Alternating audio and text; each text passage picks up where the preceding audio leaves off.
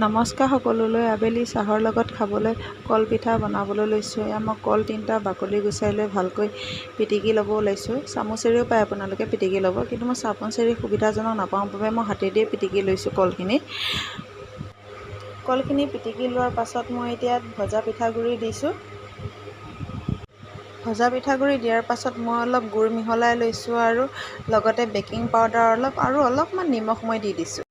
এয়া আমাৰ কলপিঠাৰ মিশ্ৰণটো তৈয়াৰ হৈ গ'ল। আচলতে মই কলপিঠাটো মোৰ ল'ৰাটোৰ কাৰণে বনাব ওলাইছোঁ। সি মানে কল খাই খুব ভাল পায় আৰু ঘৰত আছিল চেনিকলটো তাক দিব নোৱাৰোঁ বাবে মই তাক পিঠা বনাই দিব ওলাইছোঁ।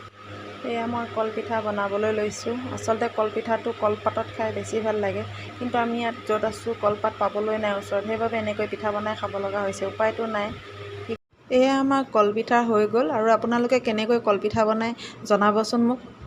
এয়া আমি আবেলি চাহৰ লগত কলপিঠা খাবলৈ লৈছোঁ। ল'ৰাক গাখীৰ দিছোঁ, আমি চাহ খাম। এয়া ল'ৰা গাখীৰ লগত পিঠা খাই আছে। কিমানটা ভাল লাগিছে পিঠাকেইটা পোৱা দেখি। এয়া দেখিছেনে, গাখীৰ আধা খাইছে আধা গাত পেলাইছে। মোক খুৱাই দিব নিদিয়ে। মোক খুৱাই দিব গ'লে কয় মা নৌ নিহে মানে নিজে, তাৰ মুখত নিজেতো নাহে যে নিহে বুলি কয়।